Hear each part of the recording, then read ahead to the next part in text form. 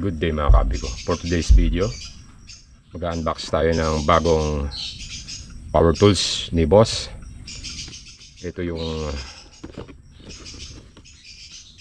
GDX 18 volts 285 Newton meter. Yan, 2-in-1. Yan siya. Nabili ko ito sa Seawood Tarlac, authorized dealer ng Boss. Binuksan ko na to doon kasi tinesting namin. Open lang natin. Likod dito ay 3,940. Wala kasi silang isang set na, kaya binili ko sila separate, pati itong mga battery. Unahin natin i-unbox itong mismong unit. GDR GDX Professional. Pares lang ng ano, no? GDR. Meron ako nung GDR, yung lumang version. Owner's manual. Ayan siya.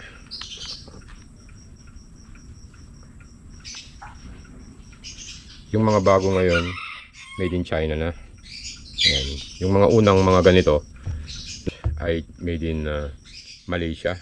Ayan. Tinesting na namin ito doon. It's working naman. Ang kagandahan nito ay meron siyang kasamang screw bit na dalawa na pre. Ayan. Tapos syempre yung kanyang hook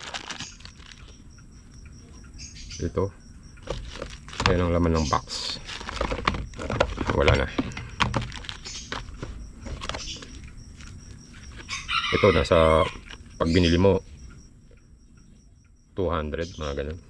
Dito naman tayo sa mismong impact wrench. Ayan ang kanyang model. Meron siyang control panel dito. Meron siyang speed na 1 and 2. ABR mode. Ayan, pagluwag yun. Tapos meron siyang hologram dito. Brushless na siya. Ayan. Ito yung kanyang pag i-release mo yung screw bit or try natin. Buksan na natin ito.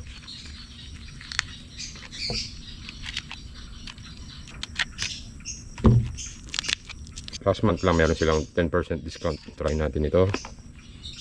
Yan, pag i-release mo ganyan.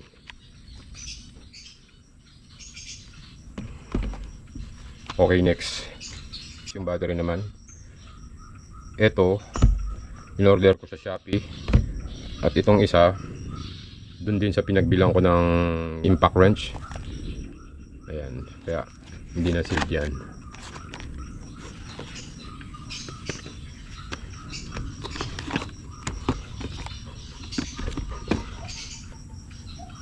Ito ay 1.9 sa kanila, no? Ampere Bosch. Ayan, 18 volts 2 Ah. Tapos ang kagandahan nito, charging indicator. Ang made naman nito ay made in Malaysia. Yung mga battery made in Malaysia, no? Testingin natin.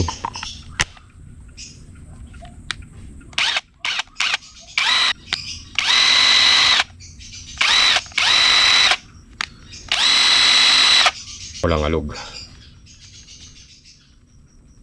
Intact na intact. Ayan. Ito namang in-order ko sa Lazada.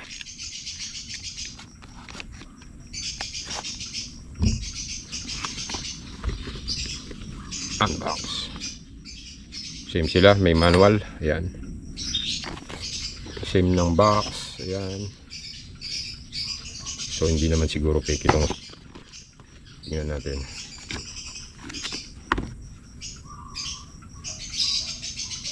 Ayan.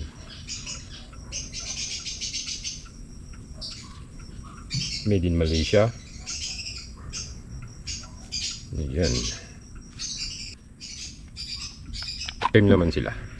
Hindi naman fake yung nakuha ko, pati kulay. Max Seawood, authorized dealer na battery. 381.0 grams. Tapos itong sa Shopee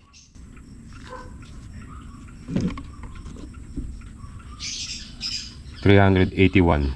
O, same lang. Same lang ng timbang. So, legit, no?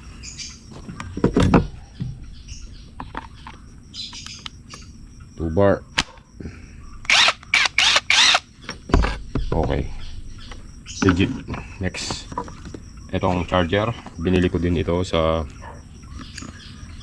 Shopee. Ito yung kanyang model. GAL 18 volts 40 amps, no? Kasi yung pag bumili ka ng isang set nito na may kasamang charger, may dalawang battery, ang ibibigay sa yung battery charger niya ay 20 lang. 18 volts 20. Alam ko yung 40 na yan stands for amperes, no? 4 amp, 40 amp.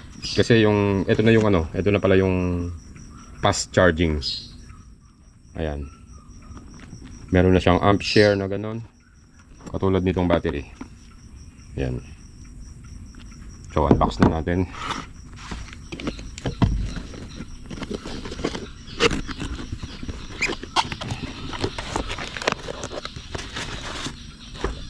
Owner's manual.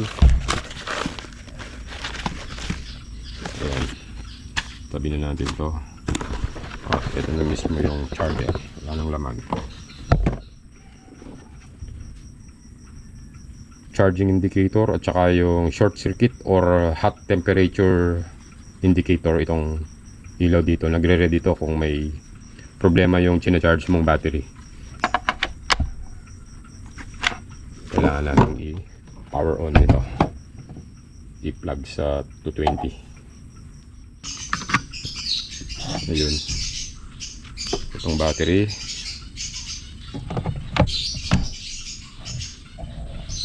Yan, working naman. Meron siyang wall mount. Itong battery charger ay made in China. Yan, working. Yung isa naman sa Maxiwood, kasi yung ganito nila 1,900. Konti lang naman ang diferensya. Working. Ayan. Ang bili ko nga pala dito ay 1,690. Pag pinadeliver mo yan, naabot siya ng, try natin, 1,840. Okay. Next. Siyempre, hindi mawawala yung carrying case. Yung GDR ito, pero same lang sila ng case. Pambuksan natin.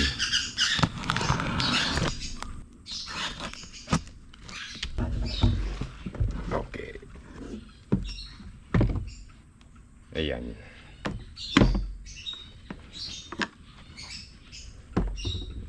Pasiled pa.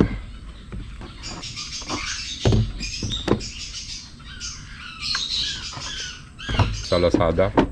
Original. Yan o. Ang GDR nga lang ito. Nakalagay dyan na sticker. O same lang yan. Na pang GDX. Try natin i-fit dito. Match nga ba itong mga ito dito? O yan. Same lang. Tapos ang kagandahan kasi nitong pagbili ko ng individual, itong battery charger ay 4 ampere siya. Mas malakas siya. Mabilis. Ibig ko sabihin. Fit naman. Yung mga lock niya, okay lang. Yan. Ang bili ko nga pala dito sa box ay Lazada ko nakuha. Ayan ang presyo niya. Ayan. Pag pinadeliver nyo yan, nasa 550 lang. Yung battery pala na isa, hindi ko naman sa Shopee nakuha. Sa Lazada pala yon.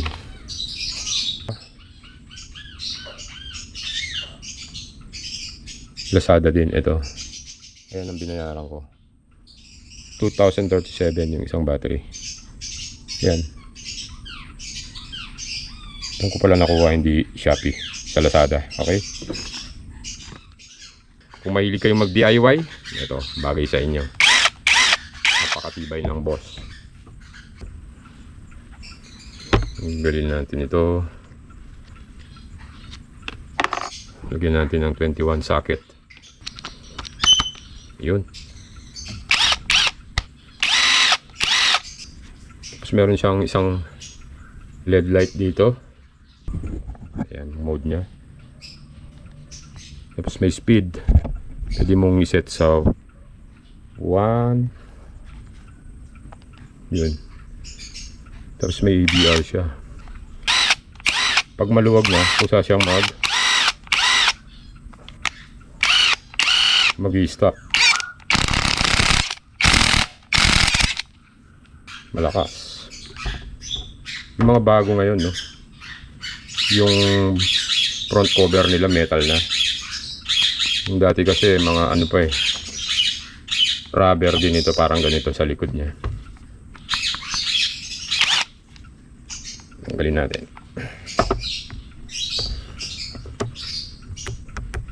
Skip. Hirap tanggalin Testingin natin dito sa minto siyang mag-isa pagka naka ABR mode. Pag maluwag na, last. Ito pang isa.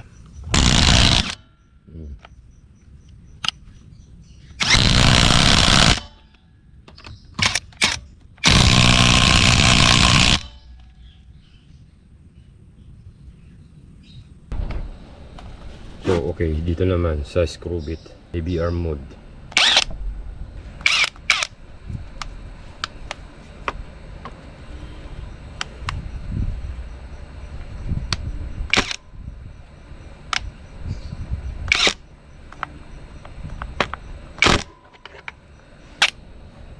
Try naman natin tong 12mm na 1/4 drive. Yan.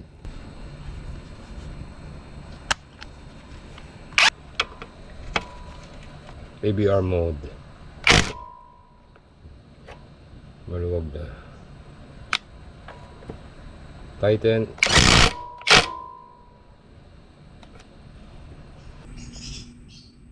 Three drive. 14mm socket wrench. ABR mode.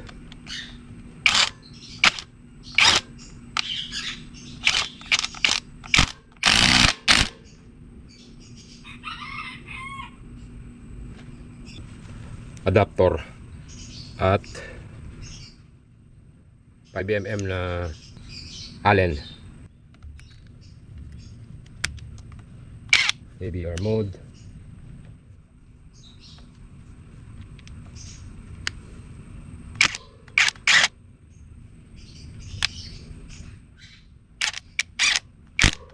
Yung isa.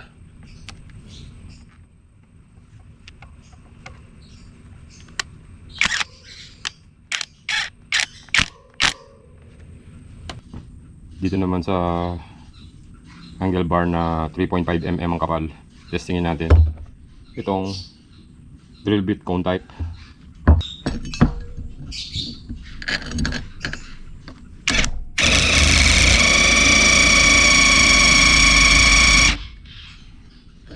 Set lang natin ng speed 1.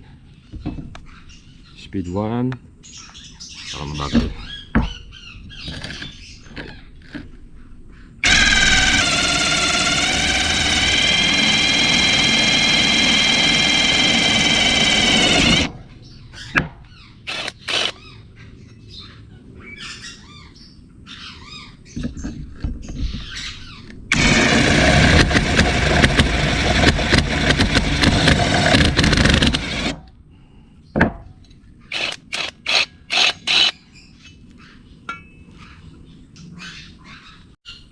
Okay, check natin yung presyo da sa Shopee. Yan. Boss GDX 18 volts to 85 brushless. Yan. Pag yan, buy with voucher mo is, try lang natin. Abot siya ng 10,113. Tapos ang ano niyan ay 2 amperes nga lang yung battery charger. Yun lang. So hanggang dito na lang ang aking video. Ride safe ngayong tagulan. Maraming salamat sa panonood.